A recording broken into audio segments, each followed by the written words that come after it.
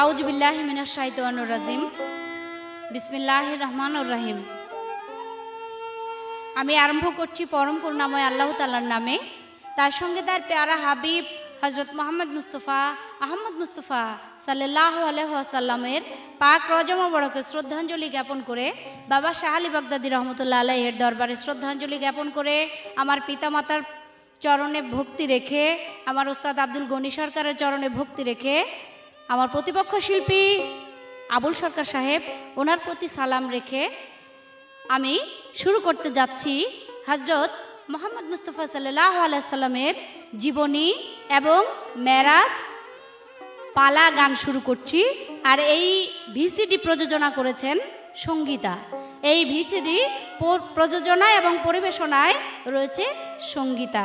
সকলকে সালাম রেখে আমি শুরু করছি আমার পালা। হযরত মুহাম্মদ মুস্তাফা সাল্লাল্লাহু আলাইহি সাল্লামের জীবনী, আমার প্রতিপক্ষ শিল্পী গাবে নবীজির মেরাজ।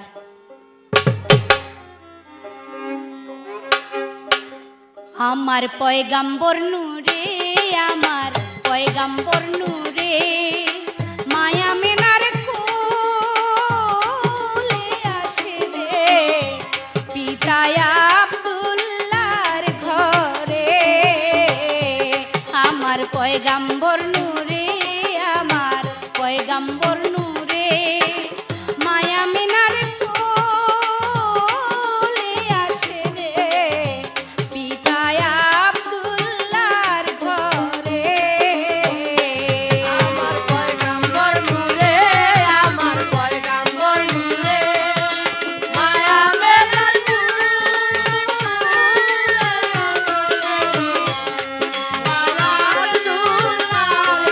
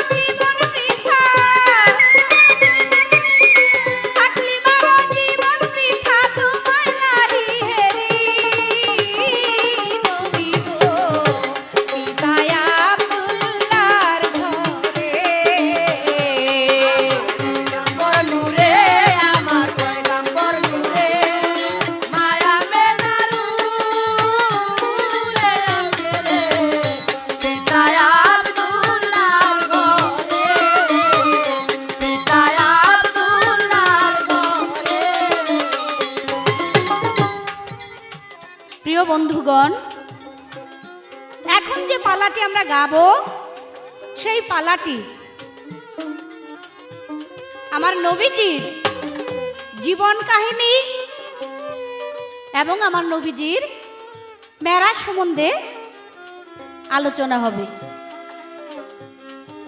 হযরত মুহাম্মদ মুস্তাফা আহমদ মুস্তাফা সাল্লাল্লাহু আলাইহি ওয়াসাল্লাম, ওনার সম্বন্ধে গুণ বলবো তো দূরের কথা, এই সারা পৃথিবীর পানিকে কালি করে, সারা পৃথিবীর গাছের পাতাগুলিকে কাগজ করে, সারা পৃথিবীর ডালপালাগুলিকে কলম করে যদি লেখা হয় আমার নবীজির গুণ কাহিনী, তবু লেখা শেষ হবে না। পানি শেষ হয়ে যাবে, পাতা শেষ হয়ে যাবে, গাছের ডালাপালা শেষ হয়ে যাবে, কিন্তু আমার নবীজির গুণ লেখা শেষ হবে না।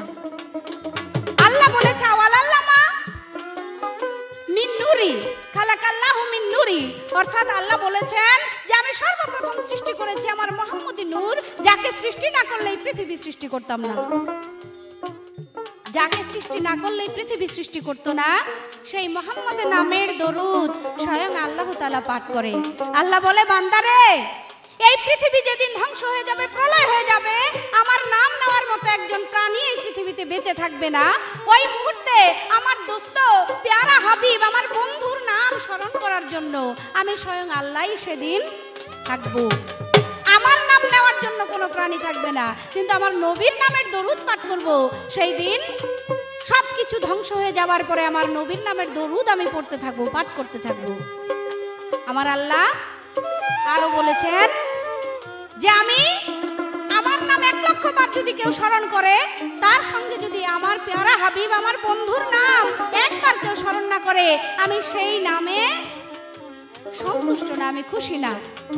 তাই লা ইলাহা ইল্লাল্লাহু মুহাম্মাদুর রাসূলুল্লাহ, এই নামে মানুষের অন্তরের জ্বালা শেষ হয়ে যায়, এই নামে মাছের ঘা পর্যন্ত ভালো হয়ে যায়, এই নামে কুষ্ঠরোগী পর্যন্ত ভালো হয়ে যায়। তাই সেই নামের উসিলাতে আল্লাহ পাক আমাদেরকে যেন মুক্তি করে দেয়, এবং সেই নামের উসিলাতে আল্লাহ পাক আমাদেরকে যেন রহমত নাজিল করে। আমার প্রতিপক্ষ শিল্পী আবুল সরকার সাহেব, ওনার কাছে আমার সেই নবীজির মেরাজ সম্বন্ধে একটা প্রশ্ন থাকবে। আমার প্রশ্নের সূক্ষ্ম এবং সুন্দরভাবে আপনি জবাব দিবেন। আমার প্রশ্ন থাকবে, রাসূল পাক সাল্লাল্লাহু আলাইহি ওয়াসাল্লাম যেই রাতে মেরাজে গেলেন, ওই রাতে মেরাজে যাবার গেলেন যে এইটা দেখলেন, সেটা কোনো জিন নয়, কোনো পরী নয়, কোনো মানুষ নয়। তিনটা জিনিস সাক্ষী ছিল আমার নবীজি যে সেই দিন মেরাজে গেলেন। কোনো মানুষ নয়, জিন নয়, পরী নয়। আপনি বলবেন সেই তিনটা জিনিস সাক্ষী ছিল, সেই তিনটা জিনিস কি? এবং মানুষ, পরী, জিন এগুলা সব ছাড়াই তিনটা জিনিস যে সাক্ষী রইল, তাদের জীবনে তাদের কোনো কর্ম ছিল নাকি, সুকর্ম ছিল নাকি? থাকলে সেটা কি? আপনার কাছে মাত্র একটি প্রশ্ন জিজ্ঞাসা। ও মুমিন ভাই,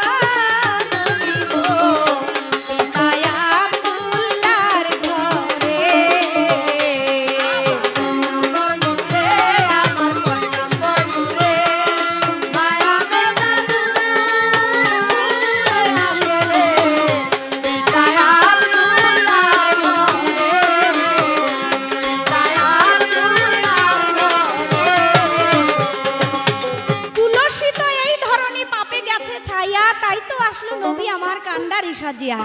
তৎকালীন আরব শহরের মধ্যে যত অন্যায়, অত্যাচার, অবিচার চলছে, সেই মুহূর্তে, ওই মুহূর্তে একজন আল্লাহর ওলি, আল্লাহর নবী, আল্লাহর প্যারা একজন বান্দা বিশেষ প্রয়োজন ছিল।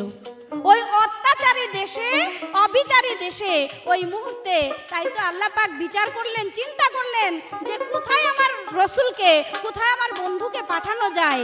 তাই তো খুব চিন্তা করে পাঠাইলেন কোথায়, আমার নবীজিকে আরব শহরের মধ্যে মক্কা নগরে আমার নবীজিকে পাঠাই দিলেন, একমাত্র কুলুষিত সেই ধরনীকে রক্ষা করার জন্য, মানুষকে রক্ষা করার জন্য, আমার আল্লাহর বান্দাকে সুপথে পরিচালনা করার জন্য একজন ইমামের দরকার ছিল, একজন প্রতিনিধির দরকার ছিল। তাই তো সেই মহামানবকে পাঠাইলেন তখন মক্কা নগরের মধ্যে। কুলুষিত এই ধরনী পাপে গেছে ছায়া, তাই তো আসলো দয়াল নবী, তাই তো আসলো দয়াল নবী কামরারি সাজিয়া। নবী গো পিতায় আব্দুল্লাহর ঘরে, আমার পয়গাম্বর নূরে, আমার পয়গাম্বর নূরে, মায়া মেনার কোলে আসে রে, পিতায় আব্দুল্লাহর ঘরে, পিতায় আব্দুল্লাহর ঘরে।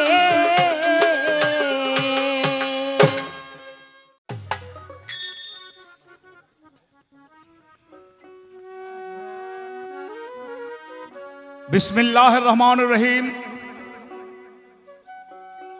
পরম করুণাময় আল্লাহ পাকের নাম স্মরণ করে, আল্লাহ পাকের কাছে শুকরিয়া আদায় করে, সাহায্য কামনা করে, আল্লাহ পাকের গুণগান, আল্লাহ পাকের পিয়ারে হাবিব মোহাম্মদ মুস্তাফা সাল্লাল্লাহু আলাইহি ওয়াসাল্লামের গুণগান আপনাদের সবার দোয়া সঙ্গে নিয়ে শুরু করছি। আমি আবুল সরকার, ফতুল্লাহ নারায়ণগঞ্জ।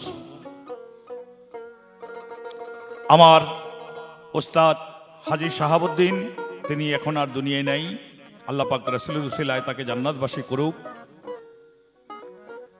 ওস্তাদের প্রতি এবং পিতামাতার প্রতি, মুরব্বী সবার প্রতি, আল্লাহর ওলিয়া উলিয়াদের প্রতি, সবার প্রতি সালাম রেখে, এই নবীর জীবনী অমূল্য সম্পদ, নবীর জীবনী এবং নবীর মেরাজ, এই গানগুলো, এই কথাগুলো যিনি উপহার দেওয়ার জন্য ইচ্ছা করেছেন, বাসনা করেছেন, সচেষ্ট হয়েছেন, সে বাংলাদেশের সুনামধন্য অডিও ভিডিও ভিসিডি গানের রেকর্ডিং কোম্পানি বা ক্যাসেট কোম্পানি সবচেয়ে সুনামধন্য সে সঙ্গীতার মঙ্গল কামনা করে আপনাদের সবার প্রতি সালাম রেখে, আমার প্রতিপক্ষ শিল্পী আজকে যিনি জানাবা আকলিমা, তিনি নবী করিম সাল্লাল্লাহু আলাইহি ওয়াসাল্লামের গুণগান গাবেন এবং গেয়েছেন এবং প্রশ্ন রেখেছেন আমার কাছে। খুব গুরুত্বপূর্ণ প্রশ্ন রেখেছেন। মুহাম্মদ মুস্তাফা সাল্লাল্লাহু আলাইহি ওয়াসাল্লাম মেরাজে গেলেন, কিন্তু রাসূল করিম সাল্লাল্লাহু আলাইহি ওয়াসাল্লামের সেই মেরাজের সাক্ষী তিনটি বস্তু এই দুনিয়ার মধ্যে ছিল। মানুষ নয়, জিন নয়, ফেরেশতারা নয়, কোনো প্রাণী নয়, তিনটি বস্তু। সে কথা যদি বলতে যাই তাহলে তো বলা তো প্রয়োজন, সব মানুষের তা শোনা দরকার। প্রথমে মুহাম্মদ মুস্তাফা সাল্লাল্লাহু আলাইহি ওয়াসাল্লামের বয়স যখন 51 বছর বয়স হইল,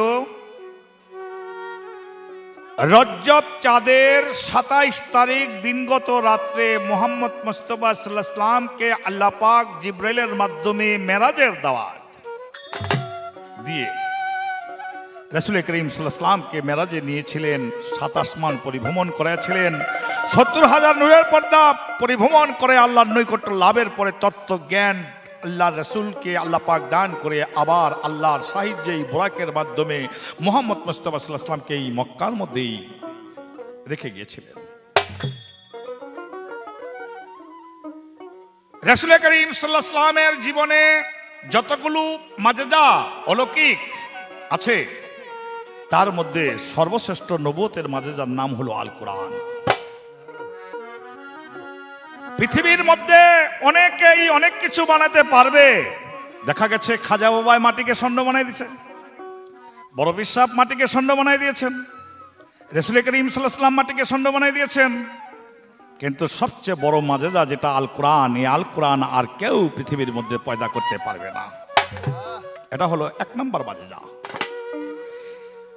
যতগুলো মাজেজা আছে সেই 1 নম্বরের মধ্যে যেমন 2 নম্বর মাজেজা আছে, ওই সব মাজেজার মধ্যে 2 নম্বর মাজেজার নামটাই হলো মেরাজ। এই মেরাজ মুহাম্মদ মুস্তাফা সাল্লাল্লাহু আলাইহি ওয়াসাল্লাম পলকের মধ্যে আল্লাহর পাওয়ারে, আল্লাহর কুদরতে মুহাম্মদ মুস্তাফা সাল্লাল্লাহু আলাইহি ওয়াসাল্লাম সেই মেরাজ করে আবার সেই মক্কার মধ্যে এসেছিলেন। একটা টাইম, সময় দিয়েছিলেন। রাসূল করিম সাল্লাল্লাহু আলাইহি ওয়াসাল্লাম ওযু করলেন, পানি গড়াইতেছিলেন। মেরাজ থেকে আয়েশা দেখে যে ওযুর পানি এখনো গড়াইতেছে। এমনি করে আরো অনেক প্রমাণ আছে। শিকল লড়ছিল, আয়েশা দেখে শিকল এখনো ঝুলতেছে। এতটুকু সময় যে বিছনার মধ্যে শোয়া ছিলেন, সেই বিছনাটা মানুষের গরমের তাপে যতটুকু তাপ হয় আয়েশা দেখে ততটুকু তাপই হয়েছে। এতটুকু সময়, এটাকেই বলা হয় মাজেজা। আমি প্রশ্নের জবাব দেব ইনশাল্লাহ একটি গানের পর। আল কোরআনে এলো প্রমাণ নবীজি মেরাজে গেল। কোরআনে এলো প্রমাণ নবীজি মেরাজে গেল। আল কোরআনে এলো প্রমাণ নবীজি মেরাজে গেল। আল্লাহ মেরাজ নিয়েছিল, আল্লাহ মেরাজ নিয়েছিল, আল্লাহ মেরাজ নিয়েছিল, আল্লাহ মেরাজ নিয়েছিল। ওরে আল কোরআনে এলো প্রমাণ নবীজি মেরাজে গেল। আল্লাহ মেরাজ নিয়েছিল, আল্লাহ মেরাজ নিয়েছিল, আল্লাহ মেরাজ নিয়েছিল, আল্লাহ মেরাজ নিয়েছিল, আল্লাহ মেরাজ নিয়েছিল, আল্লাহ মেরাজ কোরআনের 15 পারা বনি ইসরাইল সূরায় তাহার প্রমাণ দিল। ওরে বনি ইসরাইল সূরা তাহার প্রমাণ দিল। বনি ইসরাইল সূরা তাহার প্রমাণ দিল। দেখো কোরআনের 15 পারায় বনি ইসরাইল সূরায় তাহার প্রমাণ দিল। বনি ইসরাইল সূরা তাহার প্রমাণ দিল। বনি ইসরাইল সূরা তাহার প্রমাণ দিল। ওরে 1 আসমান 2 আসমান করে নবীকে সব ভাব বুঝাইল। এক আসমান দুই আসমান করে নবীকে সব বুঝাইল। 1 আসমান 2 আসমান করে নবীকে সব ভাব বুঝাইল। আল্লাহ মেরাজ দিয়েছিল, আল্লাহ মেরাজ দিয়েছিল, আল্লাহ মেরাজ দিয়েছিল, আল্লাহ মেরাজ দিয়েছিল। ওরে আল কোরআনে এলো প্রমাণ নবীজি মেরাজে গেল। আল্লাহ মেরাজ দিয়েছিল, আল্লাহ মেরাজ দিয়েছিল, আল্লাহ মেরাজ দিয়েছিল, আল্লাহ মেরাজ দিয়েছিল, আল্লাহ মেরাজ দিয়েছিল, আল্লাহ মেরাজ দিয়েছিল, আল্লাহ মেরাজ। বাবা সশরীরে জাগ্রত, জাগ্রত অবস্থায় নবী মেরাজ গেল। জাগ্রত অবস্থায় নবী মেরাজ গেল। দেখো সশরীরে জাগ্রত, জাগ্রত অবস্থায় নবী মেরাজ গেল। জাগ্রত অবস্থায় নবী মেরাজ গেল। জাগ্রত অবস্থায় নবী মেরাজ গেল। নবীকে নিয়ে যাতে আল্লাহর পাকে যাদের সঙ্গে জাত মিশাইল। নিয়া দাতাই আল্লাহ পাকে দাতের সঙ্গে দাত মিশাইল। নিয়ে যাতে আল্লাহর পাকে যাদের সঙ্গে জাত মিশাইল। আল্লাহ মেরাজ নিয়েছিল, আল্লাহ মেরাজ নিয়েছিল, আল্লাহ মেরাজ নিয়েছিল, আল্লাহ মেরাজ নিয়েছিল। আল কোরআনে প্রমাণ নবী মেরাজে গেল। আল্লাহ মেরাজ দিয়েছিল, আল্লাহ মেরাজ দিয়েছিল, আল্লাহ মেরাজ দিয়েছিল, আল্লাহ মেরাজ দিয়েছিল, আল্লাহ মেরাজ দিয়েছিল, আল্লাহ মেরাজ দিয়েছিল। সশরীরে জাগ্রত। সুবহানাল্লাহ। মুহাম্মদ মুস্তাফা সাল্লাল্লাহু আলাইহি ওয়াসাল্লামকে আল্লাহ পাক সশরীরে আসমান পরিভ্রমণ করে আল্লাহর নৈকট্য লাভ করেছিলেন। সাক্ষী তার আল কোরআন সূরা বনি ইসরাইল 15 পারা, প্রথম রূপ। কিন্তু আমাদের মুসলমানদের মধ্যে এক প্রকার লোক আছে, বড় বড় অধ্যাপক, বড় বড় ডক্টর, বড় বড় নাম করা, তাদের মধ্যে এই মেরাজ নিয়ে মতামত আছে, মতের ভেদ আছে। মতের মধ্যে একজনের মতের সঙ্গে আরেকজনের মতের পার্থক্য আছে। তারা পার্থক্য পয়দা করেছে, পণ্ডিতই করেছে। যেমন আমাদের বাংলাদেশের এর মধ্যেই বিরাট সরকারি গভর্নমেন্ট অনুমোদন প্রাপ্ত নাম তার আকরাম খা, মাওলানা আকরাম খা। আকরাম খার একটি কিতাব লিখেছেন রাসূলের নামে, নাম হলো মোস্তফা চরিত্র। এই মোস্তফা চরিত্রের মধ্যে আকরাম খাঁ বলেছেন মোহাম্মদ মুস্তাফা সাল্লাল্লাহু আলাইহি ওয়াসাল্লামের এই মেরাজ নিয়ে তিনি সন্দেহ পোষণ করে যে কথা বলেছেন যে সেটা স্বপ্নের মতন হয়েছে, স্বপ্নে এসেছে, স্বপ্নে দেখেছে, এই ধরনের কথা। নাউযুবিল্লাহ, আমার আল্লাহ পাক স্বয়ং তার আল কোরআনের মধ্যে প্রমাণ করে দিয়েছে আমি সেই রাত্রে মোহাম্মদ মুস্তাফা সাল্লাল্লাহু আলাইহি ওয়াসাল্লামকে সিদরাতুল মুনতাহা পর্যন্ত উঠেছিলাম। কোরআনের মধ্যে সূরার মধ্যে বলে হায়াত মওত রিজিক দৌলত দোজক ভেস্ত আরশ কুরসি মালেকুলো।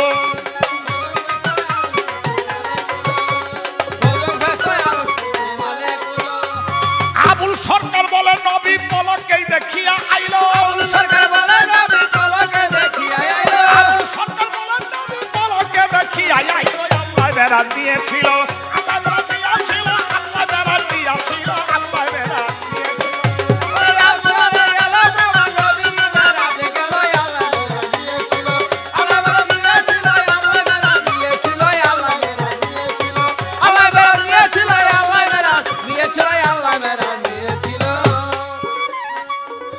আমার কাছে প্রশ্ন করে দিনের পয়গম্বরে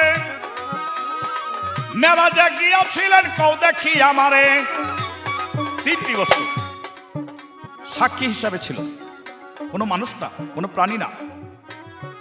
মুহাম্মদ মুস্তাফা সাল্লাল্লাহু আলাইহি ওয়াসাল্লাম যখন মেরাজে যাবে বা তাকে নিবে তখন রাসূল করিম সাল্লাল্লাহু আলাইহি ওয়াসাল্লাম মক্কায় ছিলেন, মক্কার জিন্দেগি ছিল।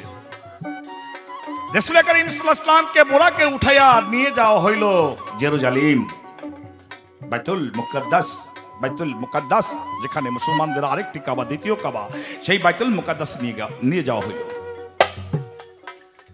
বাইতুল মুকাদ্দাসের পাদ্রী ওই রাত্রে দরজা যে ইমাম খ্রিস্টান মতে ওই বাইতুল মুকাদ্দাসের জানালা কপাট বন্ধ করে তালা মেরে তার ঘরের মধ্যে যায় শুইব। কিন্তু আজকে দেখে দরজা সব জানালা কপাট লাগায়, দেখে মূল দরজা এক দরজা থেকে আরেক দরজা এক হাত বাঁকা হয়ে রয়েছে, বড় হয়ে রয়েছে, তালা লাগে না। কাঠমিস্ত্রির কাছে গেছে, কাঠমিস্ত্রি নিয়ে আইছে, কাঠমিস্ত্রি দেখে কয় সময় লাগবো, কালকে সকালে করুন। পাদ্রী ঘরে গেছে গা, শুয়ে রয়েছে। সকালবেলা চেয়ে দেখে এই বাইতুল মুকাদ্দাসের দরজার সামনে একটা পাথর, এই পাথরে পালা দিয়ে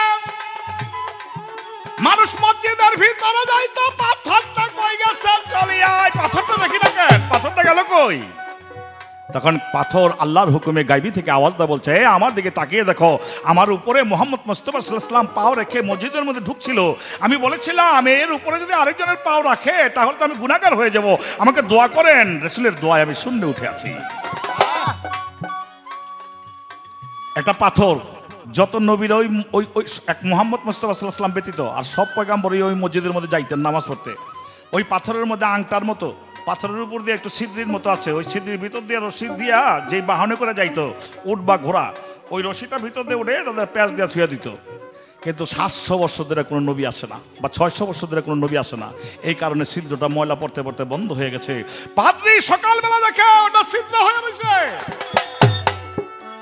ওই যে যেমন পাথরে বলে আমার উপরে পাও রাখছিল, এই পাথর দেখে ছিদ্র হয়ে রয়েছে। বুঝতে পারলো একজন নবী বাকি আছে, সেইটার ভিতরে তার বুরাক বাঁধছে। আর একটা তো দরজা বাঁকা ছিল, এক হাত বড় হয়ে গেছিল। এখন সকালবেলা সব সমান কেন? তার প্রমাণ পাইলেন নিশ্চয়ই এটার মধ্যে মাজেজা দেখাচ্ছেন যে মুহাম্মদ মুস্তাফা সাল্লাল্লাহু আলাইহি ওয়াসাল্লাম আসবে বলেই দরজা নিজে বাঁকা হইয়া তালা না লাগাইবার ব্যবস্থা করছিল, এখন আবার সমান হয়ে গেছে। এই তিনটি বস্তু প্রমাণ পেয়েছিল সেই পাদ্রী, যে পাদ্রী ইমামতি করত। আমার রাসূল করিম সাল্লাল্লাহু আলাইহি ওয়াসাল্লাম সম্পর্কে একটা প্রশ্ন, এই তিন নিয়েই প্রশ্ন থাকবে। আমার রাসূল করিম সাল্লাল্লাহু আলাইহি ওয়াসাল্লাম তার উম্মতের জন্য, দুনিয়ার জন্য যা কিছু চাইতেন আল্লাহর কাছে চাইতেন, কিন্তু রাসূল করিম সাল্লাল্লাহু আলাইহি ওয়াসাল্লাম তিনটি জিনিস বলতেন। তিনবার তিনি তিনটি কারণ, তিনটি জিনিস আল্লাহর কাছে বলতেন যে আমার তুমি এই তিনটি জিনিস দাও, আল্লাহ আমারে দাও, এটা আমার দাও। আমার প্রশ্ন থাকবে রাসূল আল্লাহর কাছে কি তিনটি জিনিস চাইতেন, এই আমার প্রশ্ন। আল কোরআনে এলো প্রমাণ নবীজি মেরাজে গেল, আল কোরআনে এলো প্রমাণ নবীজি মেরাজে গেল, আল কোরআনে এলো প্রমাণ নবীজি মেরাজে গেল। আল্লাহ মেরাজ দিয়েছিল, আল্লাহ মেরাজ দিয়েছিল, আল্লাহ মেরাজ দিয়েছিল, আল্লাহ মেরাজ দিয়েছিল, আল্লাহ মেরাজ দিয়েছিল, আল্লাহ মেরাজ দিয়েছিল, আল্লাহ মেরাজ দিয়েছিল, আল্লাহ মেরাজ দিয়েছিল, আল্লাহ মেরাজ ছিল।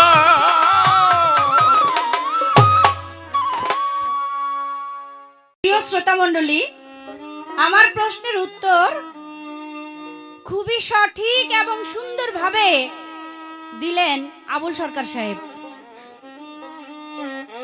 প্রশ্নের উত্তর দিয়ে আমাকে একটি প্রশ্ন করেছেন, তার প্রশ্নের মীমাংসা করব।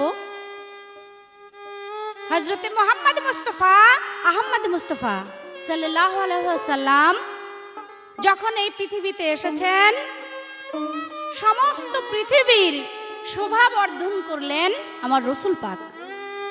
একটা ঘর তৈরি করতে গেলে, সেই ঘরের ইটের গাঁথনি দিতে গেলে, সমস্ত ঘরে ইটের গাঁথনি দেওয়া আছে, কিন্তু একটা ইট মাত্র লাগানো বাকি।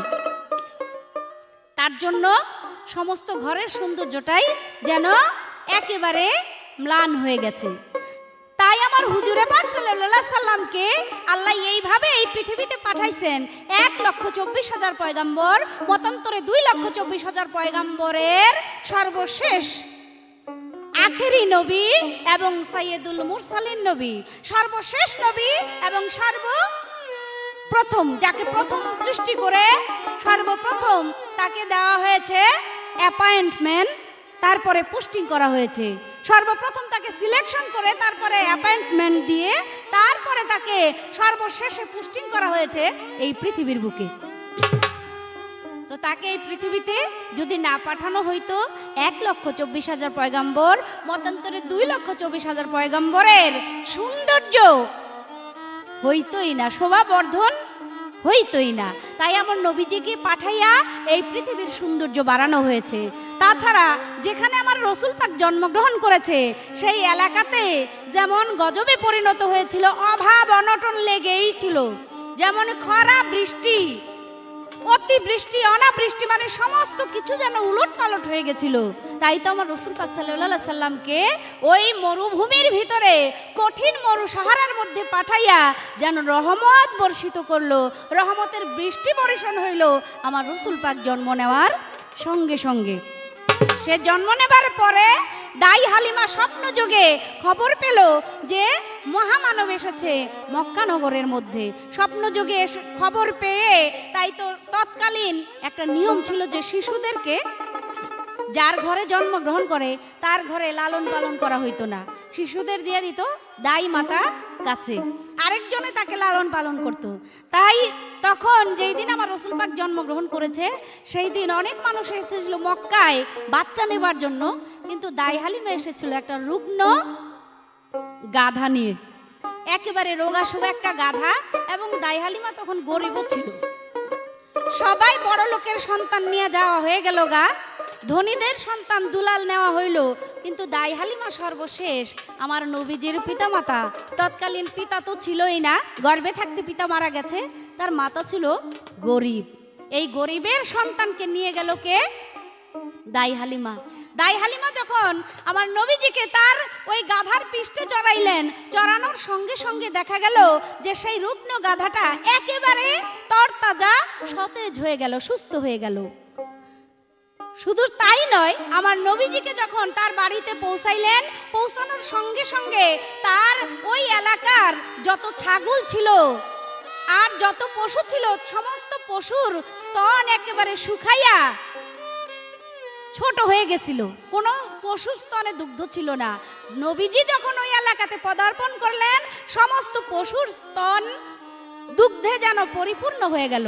শুধু তাই নয়, শস্য ফসল যা কিছু ছিল সমস্ত কিছু যেন ধ্বংস হয়ে যাইতেছিল, সমস্ত এলাকাবাসীদের গাছপালা তরুলতা যা কিছু ছিল সম্পূর্ণ জিনিস একেবারে সবুজে পরিপূর্ণ হয়ে গেল।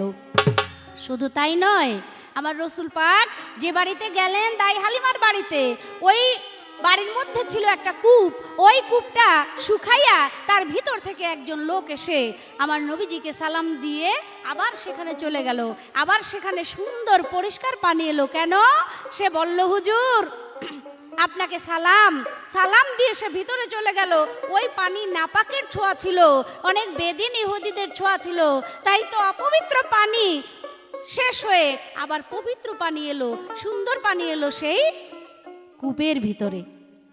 তাই আমি গান গেয়ে আমি তার প্রশ্নের উত্তর করব। সুগন্ধে মন আনন্দে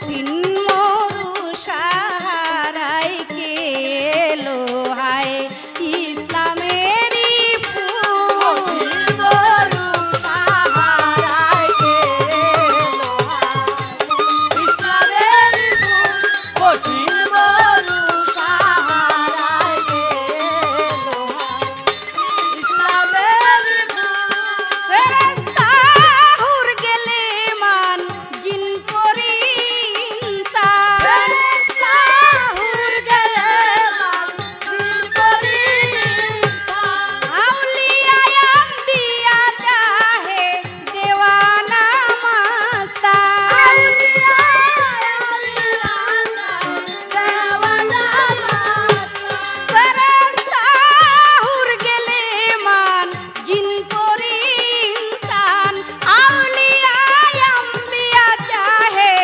দেওয়ানা মাস্তান আমেনা মায়ের ফুলে উঠলো দুলে নূরের এক পুতুল আমেনা মায়ের ফুলে আসলো দোলে নূরের এক পুতুল কঠিন মরু সাহারায় এলো হায় ইসলামের ফুল কঠিন মরু সাহারায় কলেমা শাহাদাতের বাণীকে শোনায়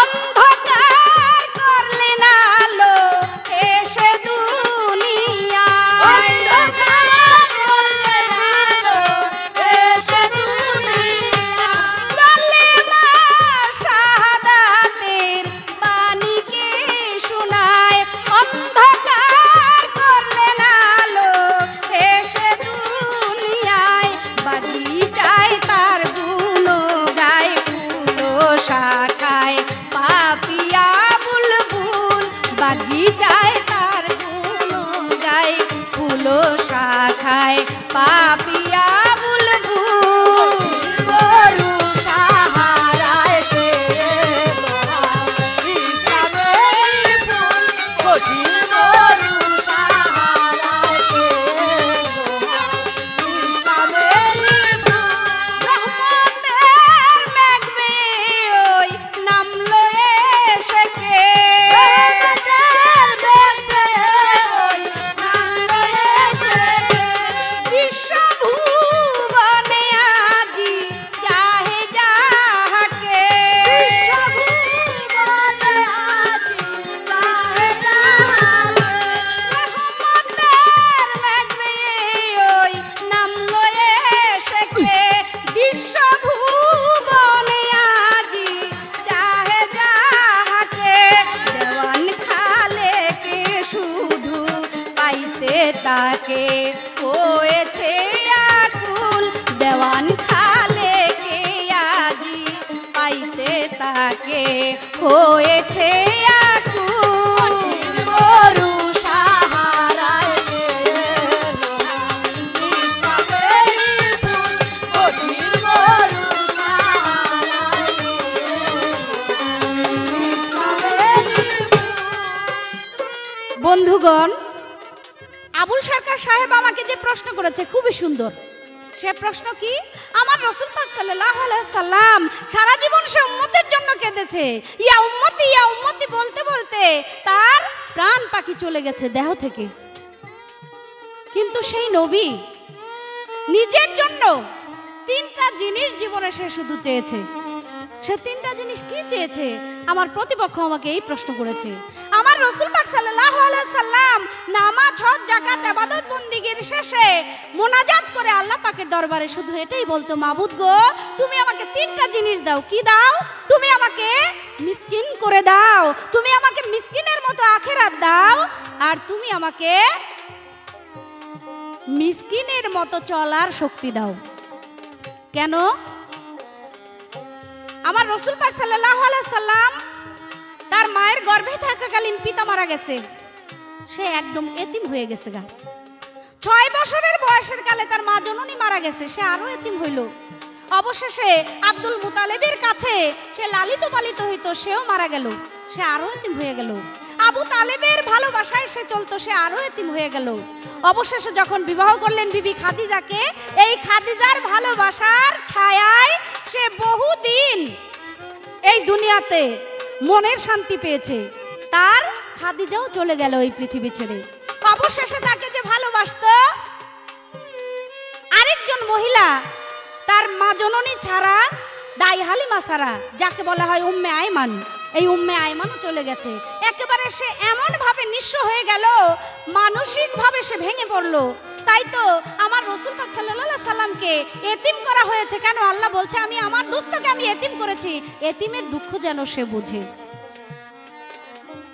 মিসকিন হইতে চাইছে কেন আমার নবী? কারণ মিসকিনের আখেরাত অন্য মানুষের চাইতে, ধনীদের চাইতে অনেক শান্তিজনক হবে, শান্তিদায়ক হবে। মিসকিন যদি না হইতো তাহলে মিসকিনকে ভালোবাসতে পারতো না। মিসকিনের মাথায় হাত বুলাইলে, একজন এতিমের মাথায় হাত বুলাইলে, একজন দুঃখী মানুষের মাথায় হাত বুলাইলে সেটা আমার রাসূল পছন্দ করেন এবং আল্লাহ সেটাকে পছন্দ করেন। তাই আল্লাহর রাসূল বারবার বলতো যে আল্লাহ পাক আমি এই তিনটা জিনিস তোমার দরবারে কামনা করি, বাসনা করি। আল্লাহ ঠিকই তার মনোবাঞ্ছা পূর্ণ করেছিল। এই গেল তার প্রশ্ন। এবার আমি আমার প্রতিপক্ষ শিল্পীকে প্রশ্ন করব। আমার রাসূল পাক যখন প্রথম আসমানে গেলেন, গিয়া দেখে এক ব্যক্তি ডান দিকে তাকায়া হাসে, বাম দিকে তাকায়া কাঁদে। জিব্রাইলকে বলল আমার নবী যে, জিব্রাইল ভাই এই লোক কে এবং সে ডান দিকে তাকায়া হাসে, বাম দিকে তাকায়া কাঁদে কেন? জিব্রাইল তার বর্ণনা দিতেছিল আমার নবীজির কাছে। আমার প্রশ্ন থাকবে সেই ব্যক্তি কে এবং ডানে তাকায়া হাসে, বাম দিকে তাকায়া সে কাঁদে, তার মধ্যে রহস্য ছিল কি? এই আপনার কাছে আমার একটি প্রশ্ন জিজ্ঞাসা রইল। কলেমা শাহাদাতের বাণীকে শোনাই, অন্ধকার করলেন আলো এসে দুনিয়ায়, বাগিচায় ফুল শাখায় তার গুণ গায়, পাপিয়া বুলবুল কঠিন সাহারাই কে লোহায়, ইসলামেরই ফুল কঠিন সাহারাই কে লোহায়, ইসলামেরই ফুল কঠিন সাহারাই কে লোহায়, ইসলামেরই ফুল। ধন্যবাদ আমার দুজাহানের বাদশাহ হযরত মুহাম্মদ মুস্তাফা সাল্লাল্লাহু আলাইহি ওয়াসাল্লাম সম্পর্কে যেই বিষয়বস্তু বক্তব্য রেখে যে বিষয়বস্তুর উপরে বর্ণনা করে গিয়েছেন এবং আমার প্রশ্নের জবাব দিয়েছেন, সত্যিকারই ভালো লাগলো। এবার আমার কাছে প্রশ্ন করেছেন রাসূল করিম সাল্লাল্লাহু আলাইহি ওয়াসাল্লামকে বুরাকে এবং জিব্রাইল, বুরাকের পৃষ্ঠে করে জিব্রাইল প্রথম আসমানে নিয়ে গেলেন। প্রথম আসমানে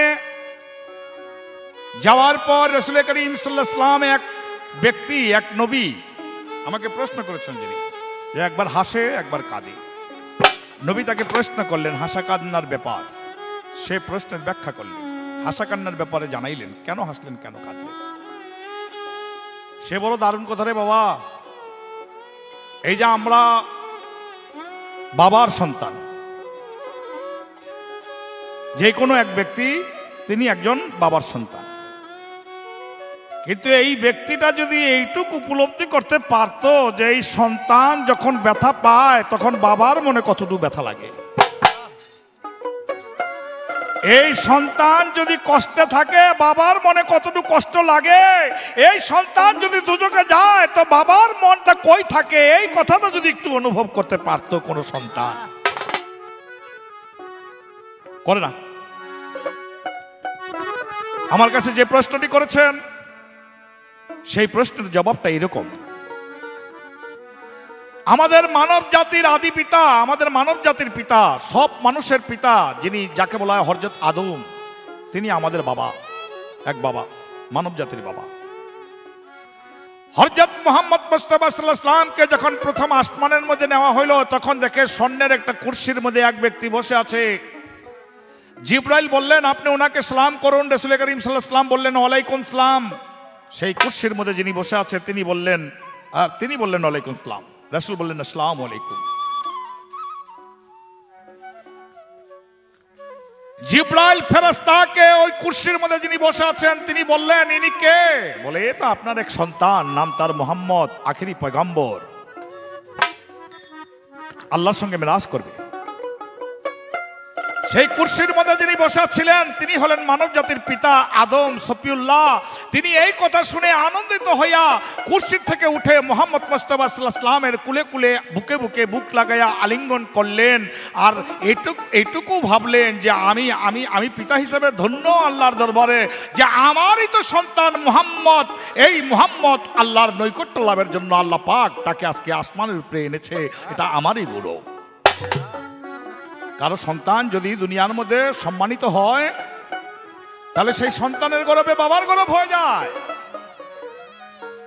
হযরত আদম যখন ডাইন দিকে কোলাকুলি করলেন তখন হাসলেন, যখন বাম দিকে মুখ নিলেন কোলাকুলির সময় তখন কাঁদলেন। রাসূল করিম সাল্লাল্লাহু আলাইহি ওয়াসাল্লাম বললেন আপনি একবার হাসলেন একবার কাঁদলেন, এটা কেন হলো? আদম বলে আমি যখন ডাইন দিকে তোমার সঙ্গে কুলাকুলি করার সময় আলিঙ্গন করার সময় ডাইন দিকে মুখ তাকাইলাম বা ডাইন দিকে মুখ করলাম তখন ডাইন দিকে আল্লাহ পাক আমাকে জান্নাত দেখাইলেন। আমি দেখতে পাইলাম সেই জান্নাতের মধ্যে আমারই আদম সন্তান, দুনিয়ার মধ্যে যে আমার সন্তানেরা আল্লাহকে সন্তুষ্ট করে, কিছু সন্তান আল্লাহকে সন্তুষ্ট করার পরিপ্রেক্ষিতে আল্লাহ পাক সন্তুষ্ট হয়ে তাদেরকে জান্নাত দান করেছে। আমি দেখে বড় খুশি হয়ে গেছি, এই জন্য আমি হেসে দিয়েছি। বলে বাম দিকে যে মুখ নিয়ে কাঁদলেন। আদম বলে শোনো, বাম দিকে যখন মুখ নিয়েছি তখন আল্লাহ পাক আমার সামনে দুজককে দর্শন করাইছেন। আমি তাতে দেখতে পাইলাম আমারই সন্তান আদম সন্তান, দুনিয়ার সন্তানেরা, দুনিয়ার মানুষেরা আল্লাহর নাফরমানি করে আল্লাহর প্রতি অবজ্ঞা সৃষ্টি করে আল্লাহকে অসন্তুষ্ট করে ফেলেছেন। আল্লাহকে ভুলে গেছে, পাপে মশগুল হয়ে গেছে। আল্লাহ পাক অসন্তুষ্ট হইয়া তাদের জন্য জাহান্নাম নির্ধারিত করেছে। আখিরাতে বিচারের পরে তারা জাহান্নামের মধ্যে যাবে, তাই আমার সন্তানরা জাহান্নামের মধ্যে যাবে। আমি এটা দেখে সইতে পারলাম না, আমি কাঁদলাম। হায় হায়, আমি এটা কি সন্তান রেখে আসলাম যারা আল্লাহর নবীকে ভুলে থাকে, এটা আমার দুঃখ। তাই সেদিন কেঁদেছিলেন মানব জাতির আদি পিতা আদম সফিউল্লাহ। এই কান্নার মূল ছিল যে তার সন্তানেরাই যে আমরা তাকে ভুলে গেছি, আল্লাহকে ভুলে গেছি, নবীকে ভুলে গেছি, আখিরাতকে ভুলে গেছি, আমরা কবরকে ভুলে গেছি, আমরা মওতকে ভুলে গেছি, আমাদের কি অবস্থা হবে? সেই দিকে লক্ষ্য করে আদম সফিউল্লাহ কেঁদেছিলেন। রাসূল করিম সাল্লাল্লাহু আলাইহি ওয়াসাল্লামের কাছে এই কথাই বর্ণনা করেছেন। আমি একটি গানের পরে আমিও প্রশ্ন রাখার চেষ্টা করব ইনশাআল্লাহ এমনি করে। ইসলামের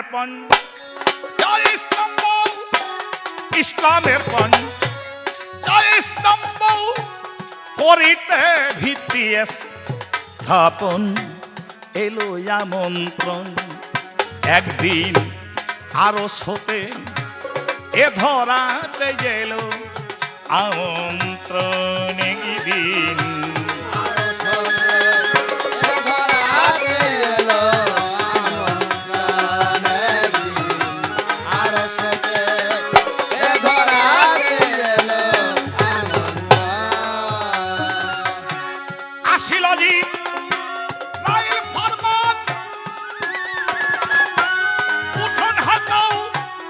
ঈদের মেহমান আসিল অজিব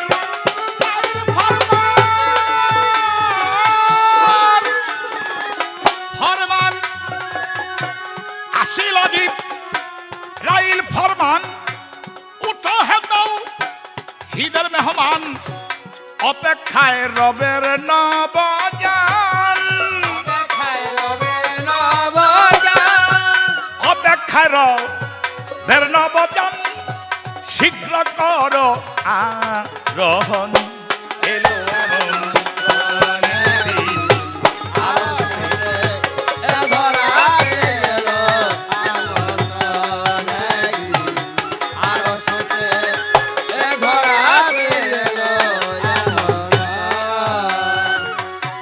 নামাজ রোজা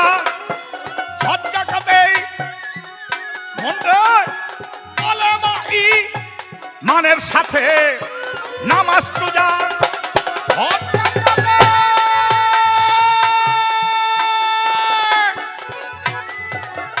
জাকাতে দেখো কলেমা মানের সাথে আল্লাহর সাথে নবীর সাথে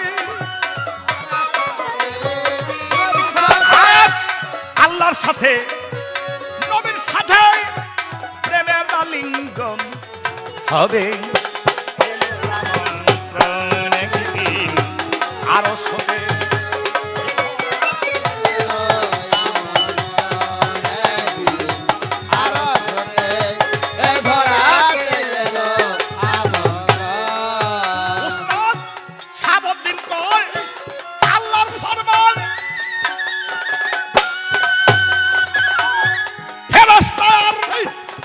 গোলেমান সাবদ্দিন কয় আল্লাহর ফরমান ফেরেশতার ফুরগলেমান ধ্বনিত কও হৃদয় আসমান ধ্বনিত কও হৃদয় আসমান পেতে তব যুগল চরণ এলো এমন অনেক দিন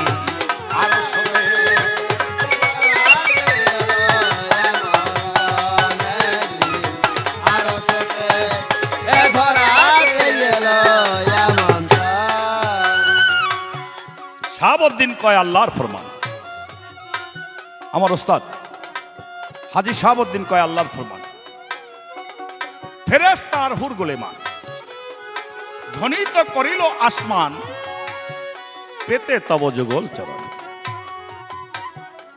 হে রাসূল আপনার চরণ পাওয়ার জন্য আসমান আরশ মহল্লা সহ পাগল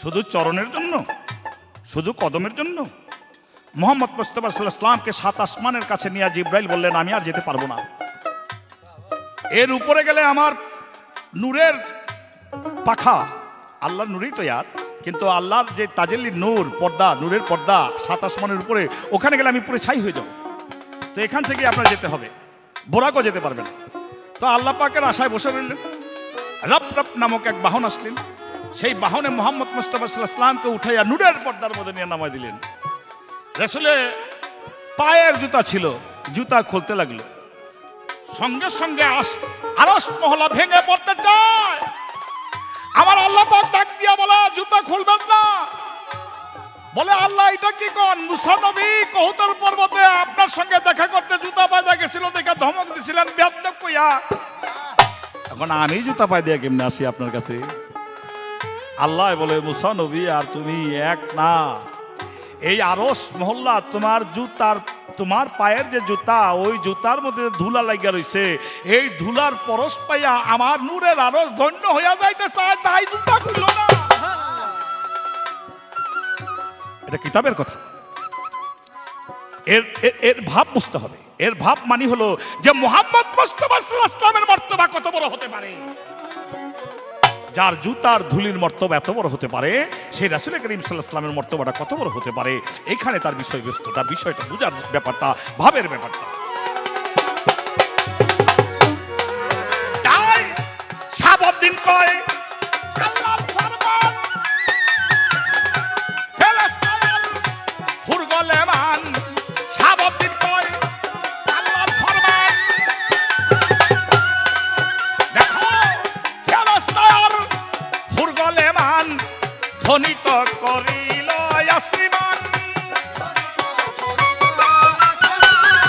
ধ্বনিত করিল আসমান পেতে তব যুগল চরণ এলো এমন অনেক দিন আরো শুনে এ ধরাতে এলো আমন্ত্রণ একদিন আরো শুনে এ ধরাতে এলো আমন্ত্রণ একদিন আরো শুনে এ ধরাতে এলো আমন্ত্রণ হযরত রাসূল করিম সাল্লাল্লাহু আলাইহি ওয়াসাল্লামের মহব্বতে উপহার স্বরূপ যে আশেকান রাসূলের মহব্বতে পুরস্কার দিয়ে আনন্দ দিয়েছে হযরত মুহাম্মদ মুস্তাফা সাল্লাল্লাহু আলাইহি ওয়াসাল্লামের মহব্বতে আল্লাহ পাক এই দুনিয়া এবং আখিরাতে এর প্রতিদান তাকে এবং সকলকে দান করুক।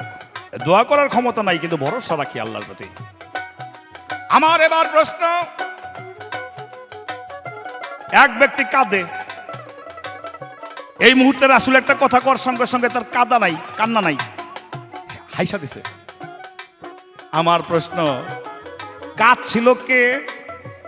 নবী করিম সাল্লাল্লাহু আলাইহি ওয়াসাল্লামের কোন কথা পরিপ্রেক্ষিতে সেই ব্যক্তি হাসার পরিবর্তে কান্নার পরিবর্তে হাইসা দিয়েছেন, হেসা দিয়েছেন? সে কাঁদছিল, কেন কাঁদছিল? নবীর কোন কথার পরিপ্রেক্ষিতে সে আনন্দ পাইয়া হাইসা দিছিল? এই আমার একটি প্রশ্ন। ইসলামের স্তম্ভ করিতে ভিত্তি স্থাপন, এলো এমন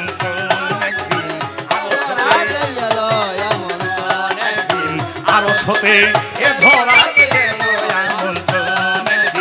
আরশ হতে এ ধরাতে এলো আমন। প্রিয় বন্ধুগণ, আমার যা প্রশ্ন ছিল, প্রশ্নের উত্তর অতি চমৎকার করে দেওয়া হয়েছে। আমি যতটুকু চাইছি তার চেয়ে বেশি উত্তর দেওয়া হয়েছে। তাই আমাকে প্রশ্নের উত্তর করে আমাকে একটি প্রশ্ন করলেন, খুবই সুন্দর প্রশ্ন। এই প্রশ্ন আসলে আমি তাকে যা জিজ্ঞেস করি বা সে আমাকে যা জিজ্ঞেস করে, এই প্রশ্নগুলি প্রশ্ন নয়, হাদিস কোরআনে দলিলে আছে, কিন্তু এমনভাবে সাজাইয়া গুছাইয়া মনে হয় একেবারেই নতুন।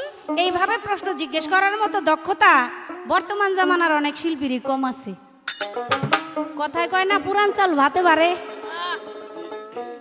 পুরান ঘিও কাজে লাগে, পুরান বেত কাজে লাগে, পুরান তেতই কাজে লাগে। তো এখন শিল্পী তার বয়স যেমন, বয়সের সাথে সাথে মানুষের জ্ঞান হয়, এটাও একটা কথার কথা, ঠিক আছে, এই কথাটাও ঠিক আছে। তবে উনি আমাকে চমৎকার প্রশ্ন করেছেন, আমি কিভাবে তার প্রশ্নের উত্তর করতে পারবো সেটা আমি জানি না, তবে প্রশ্ন খুবই সুন্দর হয়েছে। তার প্রশ্নের উত্তর করব, আগে আমি একখান আমার পালার গান গেয়ে নেই। মক্কা মদিনা যেতে হয়েছে, মক্কা মদিনা যেতে হয়েছি হাজির, মক্কা মদিনা যেতে হয়েছি হাজির, তোমারই নামে আমি রাই মুসাফির, তোমারই নামে আমি রাই মুসাফির। মক্কা মদিনা যেতে হয়েছি হাজির, মক্কা মদিনা যেতে হয়েছি হাজির,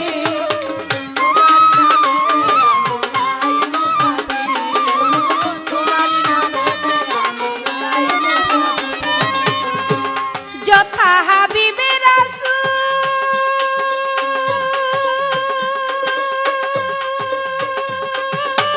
সাহারারি বুকে ফোটে ইসলামেরই ফুল, যিনি অকুলেরই কুল,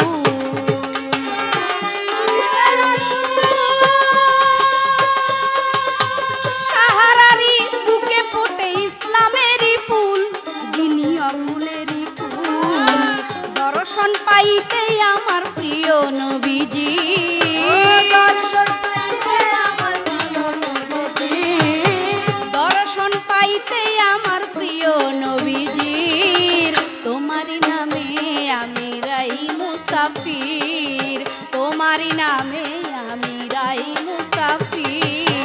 মক্কা মদিনা যেতে হয়েছি হাজির, মক্কা মদিনা যেতে হয়েছি হাজির, তোমার নামে আমি যাই মুসাফির, তোমার নামে আমি যাই মুসাফির। যুবদী প্রমাণ আছে আরফাতের ময়দান, লাখে লাখে শির ঝুঁকে যত মুসলমান, আজবদি প্রমাণ আছে আরফাতের ময়দান, লাখে লাখে শির ঝুঁকে যত মুসলমান, যেথায় কাবারি ঘরে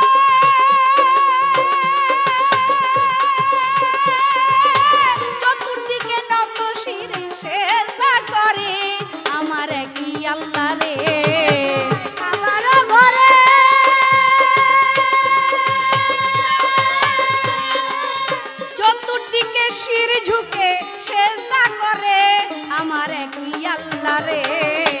কবে যাইয়া লুটাইবে দেওয়ানের শির, কবে যাইয়া লুটাইবে খালেক দেওয়ানের শির।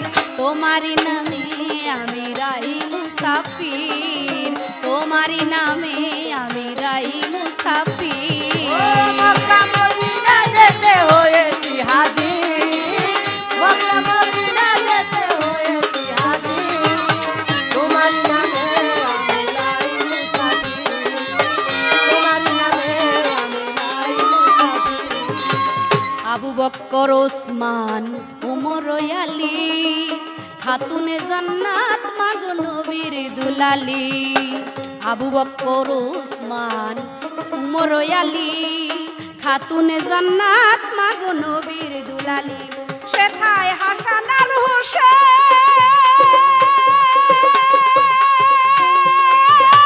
ঘুমাইয়া রইয়াছে সেথায় শত শহীদান দিয়ে অকাতরে প্রাণ। হাসান আর হোসেন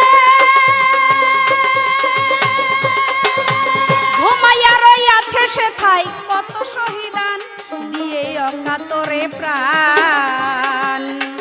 অঝরে ঝরেছে শুধু সকিনার নীর, অঝরে ঝরেছে শুধু সখিনার নীর। তোমারই নামে আমি রাই মুসাফির, তোমারই নামে আমি রাই মুসাফির। মক্কা মদিনা যেতে হয়েছি হাজির, মক্কা মদিনা যেতে হয়েছি হাজির, তোমারই নামে আমি লাই মুসাফির, তোমারই নামে আমি লাই মুসাফির। মক্কা মদিনা যেতে হয়েছি হাজির, তোমারই নামে আমি রাহি মুসাফির। হয়তো আশা আশাই থেকে যাবে, কল্পনা কল্পনাই থেকে যাবে, এ বোধ হয় কোনোদিনই বাস্তবতার শিকার বা বাস্তবতার রূপ নেওয়া হবে না। কেন হবে না? কারণ আমার মতো মানুষ সেই মদিনাতে যাওয়ায় বড় কঠিন ব্যাপার। তোমারই নামে আমি রাহি মুসাফির। তাই তো কবি নজরুল ইসলাম বলেছে, আমি যদি আরব হতাম মদিনারি পথ,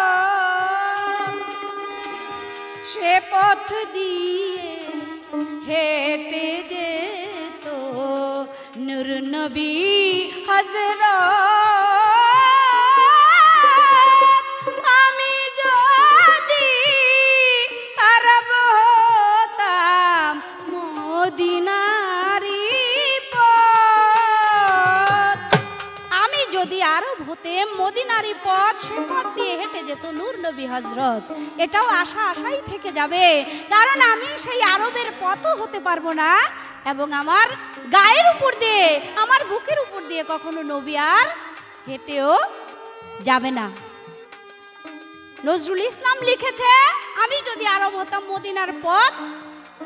আর লালন সাইজি লিখেছে, কবে সাধুর চরণ ধুলি মোর লাগবে গায়। সাধুর চরণ ধুলি আমার গায়ে লাগবে, আর চরণের ধুলি হয়ে রাস্তার মধ্যে পড়ে থাকতে চেয়েছিল কবি নজরুল ইসলাম। তাই তো সেই পেয়ারা হাবিব, সেই পেয়ারের বন্ধু, আমার আল্লাহর বন্ধু, আল্লাহর দোস্ত, সেই নবীজির দর্শন, নবীজির রওজা দর্শন, চুম্বন, এ আমার ভাগ্যে হবে কিনা তা আমার জানা নেই। তবে আমার প্রতিপক্ষ শিল্পী আমাকে খুবই সুন্দর প্রশ্ন করেছেন। কি প্রশ্ন? এক ব্যক্তি কাঁদতেছে, নবীজি তার কাছে গেলেন, গিয়া কি একটা কথা বললেন, বলার সঙ্গে সঙ্গে কান্না রেখে সে অট্ট হাসি দিতেছে। সে কে? হযরতে মুহাম্মদ মুস্তাফা সাল্লাল্লাহু আলাইহি সাল্লাম এই পৃথিবী ছেড়ে চলে যাবে, তিনি আর এই পৃথিবীতে থাকবেন না।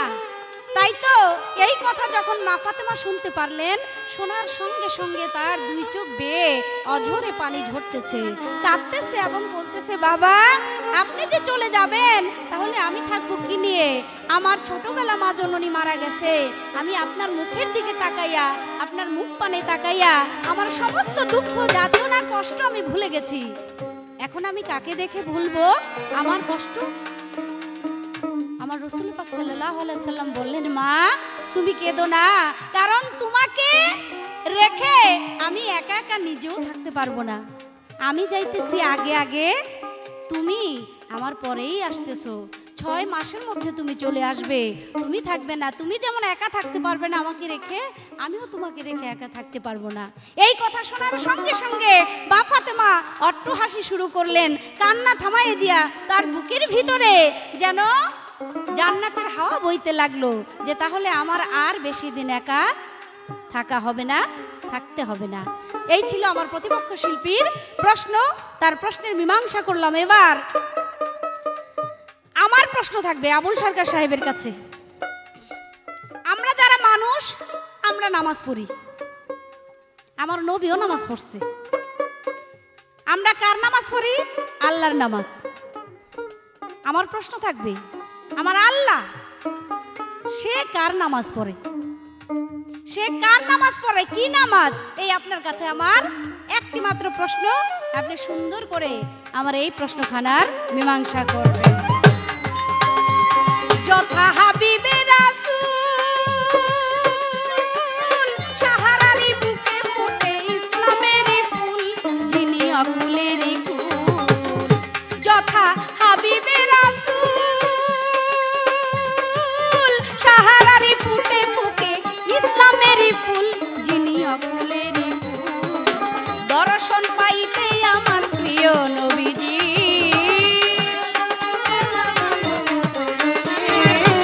দর্শন পাইতে আমার প্রিয় নবীজির, তোমারি নামে আমি রহি মুসাফির, তোমারি নামে আমি রহি মুসাফির। মক্কা মদিনা যেতে হয়েছি হাজির, মদিনা যেতে হয়েছি হাজির, তোমার নামে আমি রাই মুসাফির, তোমার নামে আমি রাই মুসাফির। মক্কা মদিনা যেতে হয়েছি হাজির, মক্কা মদিনা যেতে হয়েছি হাজির, তোমারি নামে আমি রাই মুসাফির, তোমারি নামে আমি রাই মুসাফির, তোমারি নামে আমি রাহি মুসাফির।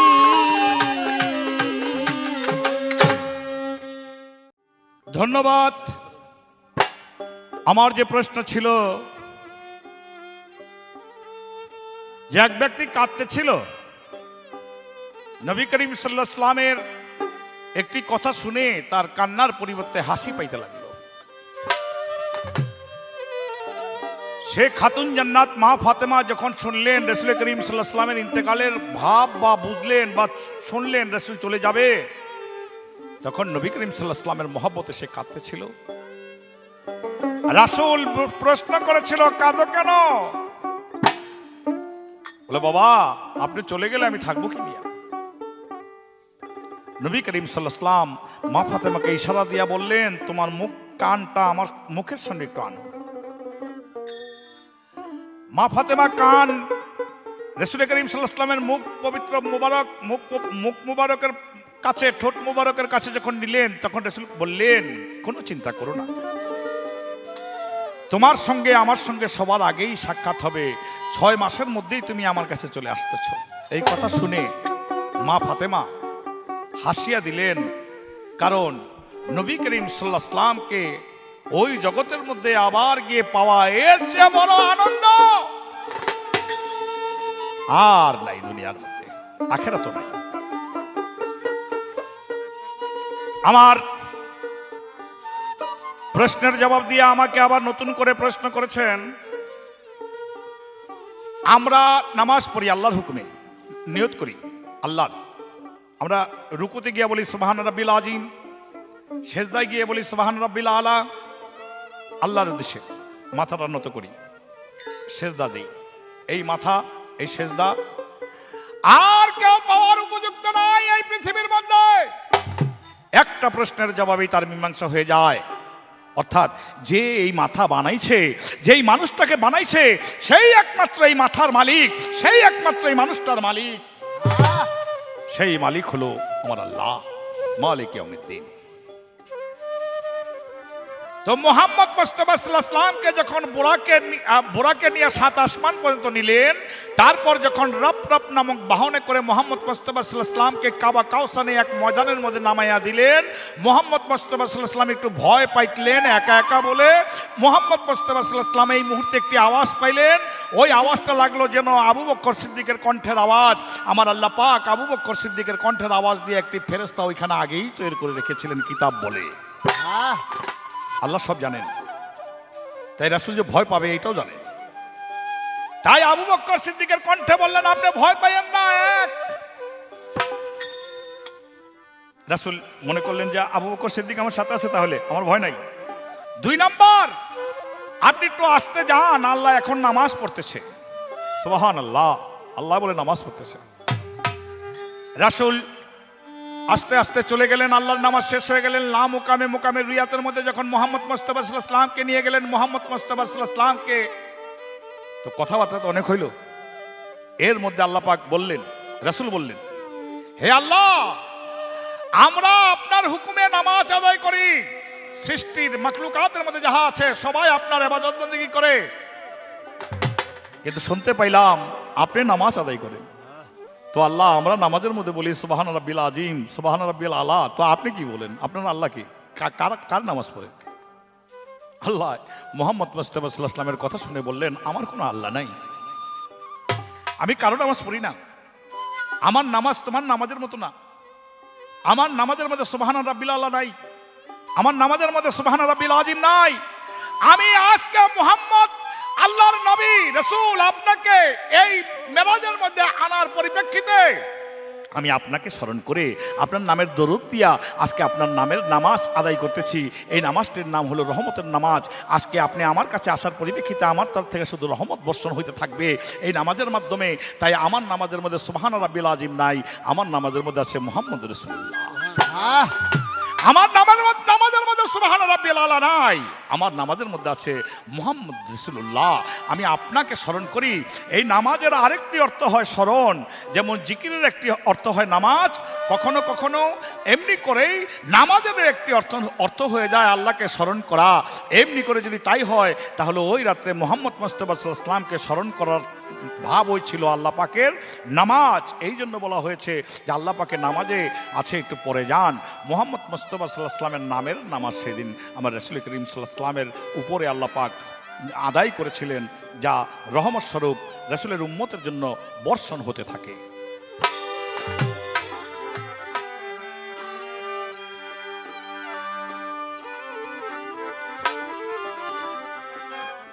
রজব চাঁদের 27 তারিখ মেরাজেতে গেল, রজব চাঁদের 27 তারিখ রাত যখন হইল, বোরাকে উঠিয়া নবী মেরাজেতে গেল, বোরাকে উঠিয়া নবী মেরাজেতে গেল।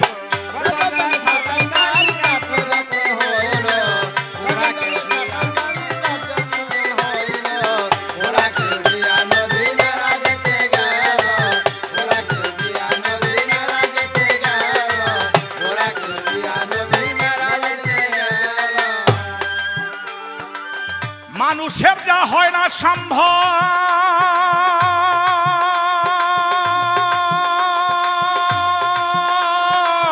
নবী তা করিলেন সম্ভব রে। মানুষের যা হয় না সম্ভব,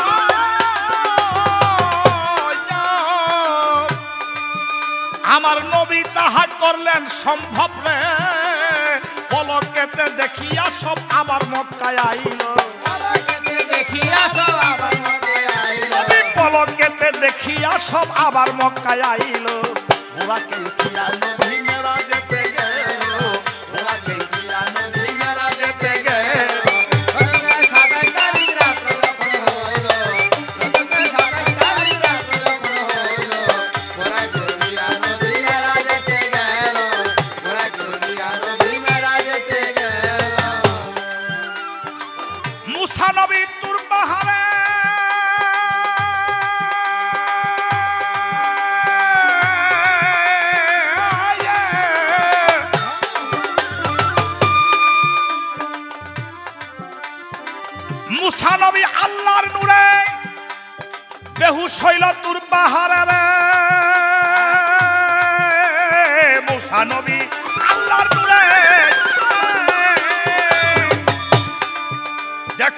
বেহুশ হইল দূর পাহাড়ে,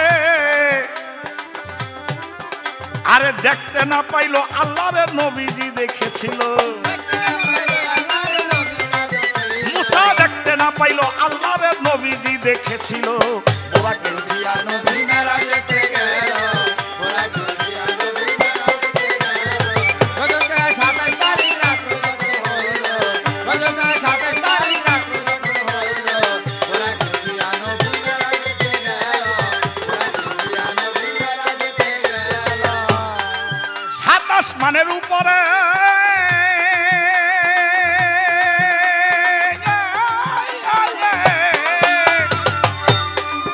দেখো নূর তাজাল্লি নূরে নূরে 27 মানের উপরে।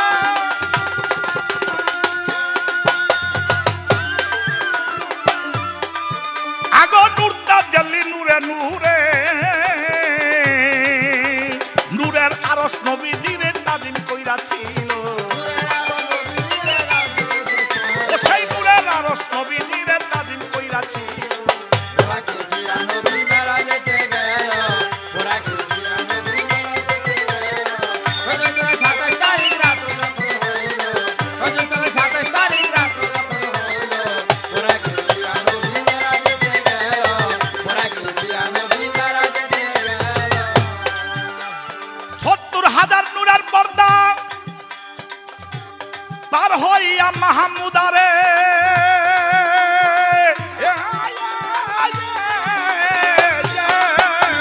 70,000 নূরের পর্দা আরে পার হইয়া মাহমুদারে। এবার আবুল সরকার বলে খোদা মুকামে নিল। আবুল সরকার বলে খোদাই মুকামে নিল।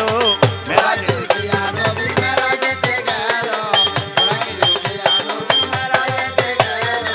রজতে 27 তারিখ রাত্রে যখন হইল, রজতে 27 তারিখ রাত্রে যখন হইল, ওরাকে দিয়া নবী মেরাজেতে গেল, ওরাকে দিয়া নবী মেরাজেতে গেল। মুসা নবী আল্লাহর নূরে বেহুশ হলো তুর পাহাড়ে, দেখতে না পাইল আল্লাহরে নবীজি দেখেছে। মুসা নামে এক পয়গাম্বর দুনিয়ার মধ্যে আল্লাহ পাক পাঠিয়েছিলেন। তিনি তুর পাহাড়ে গিয়ে আল্লাহর সঙ্গে সরাসরি কথা বলতেন। মুসা নবী একদিন আল্লাহকে বললেন, আল্লাহ রাব্বি আন্নি, আমার বড় স্বাদ লাগে, আপনাকে একটু দেখি। মুসা বলে, লাল তারানি, আমাকে দেখতে পাবে না? হ্যাঁ, আল্লাহ বলে লাল তারানি, আমাকে দেখতে পাবে না? মুসা একটু ঠেটা ছিলেন। মুসা বলে, আল্লাহ আমি আপনাকে না দেখে আজকে যাবো না। আল্লাহ কথা পরীক্ষা করি, বলে করেন। বলে যে পাহাড়ের চূড়ার মধ্যে একটি খেজুরের গাছ দেখা যায়, ওই গাছের মধ্যে একটি রশ্মি নিক্ষেপ করব, আমার তাজিল্লি নূরের বিন্দু নূর, তাজিল্লির বিন্দু নূর, যদি তা তুমি সহ্য করতে পারো তবে মনে করবো তুমি আমাকে দেখার উপযুক্ত হয়েছো। কথা অনুসারে মুসা নবী দাঁড়িয়ে আছেন, চেয়ে আছেন খেজুর গাছের দিকে লক্ষ্য করে। আল্লাহ পাক তার তাজিল্লি নূর বর্ষণ করেছেন খেজুর গাছের চূড়ায়। সেই নূর সহ্য করার মতো ক্ষমতা ছিল না, সমস্ত পাহাড় জ্বলে পুড়ে ছাই হয়ে গেল, মুসা বেহুশ হয়ে গেল। মুসাকে আল্লাহ পাক জিকির শিক্ষা দিলেন। এই জন্য মুসা আখেরাতে বেহুশ হবে না। একটা কথা আছে, হাসরের মাঠে সবাই বেহুশ হবে, মুসা বেহুশ হবে না, কারণ দুনিয়ার মধ্যে একবার বেহুশ হয়েছিল, আল্লাহকে দেখতে পারেন নাই। সেই মুহাম্মদ মুস্তাফা সাল্লাল্লাহু আলাইহি ওয়াসাল্লামকে আল্লাহ পাক লা মুকামে মুকামে রুয়াতের মধ্যে নিয়ে তিনি আল্লাহর নৈকট্য, নিজের নৈকট্য, জাতের সঙ্গে জাতের দর্শন, মুহাম্মদ মুস্তাফা সাল্লাল্লাহু আলাইহি ওয়াসাল্লামকে সেই রূপ দর্শন করে আবার দুনিয়ার মধ্যে দিয়ে গেলেন। মুহাম্মদ মুস্তাফা সাল্লাল্লাহু আলাইহি ওয়াসাল্লাম আল্লাহকে দর্শন করেছিলেন বলে 10 জন বড় বড় সাহাবী হাদিসের মধ্যে প্রমাণ করেছে। আমাদের নবীর জীবনী মেরাজ তত্ত্বের গান, এটা তো পাল্লা না, এটা হলো প্রেম, এটা হলো হাদিস কোরআন, এটা মানুষের বরকত রহমত।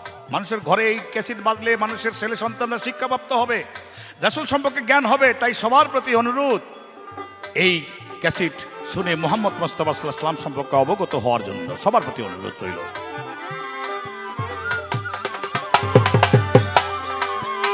রজব চন্দ্রের 27 তারিখ, রজব চন্দ্রের 27 তারিখ রাত্র যখন হইল, রজব চন্দ্রের 27 তারিখ রাত্র যখন হইল, ওরাকে উঠিয়া নদী নারা যেতে গেল, ওরাকে উঠিয়া নদী নারা যেতে গেল, ওরাকে উঠিয়া নদী মেরা যেতে গেল, ওরাকে উঠিয়া নদী মেরা যেতে গেল।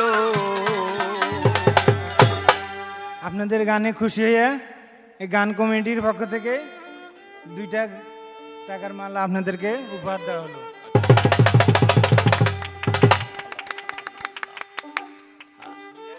তো আমাদের খুব সুনামধন্য রেকর্ডিং এর মধ্যে যারা শ্রেষ্ঠ তার মধ্যে আমাদের হোসেন ভাই সাহেব স্বরলিপির 1 নম্বর বা প্রধান রেকর্ডিং মাস্টার, আমাদের হোসেন ভাইয়ের জন্য আপনারা দোয়া করবেন। আমাদের রিপন সাহেব, তিনি তো তার গুণের কথা বলে শেষ করতে পারবো না।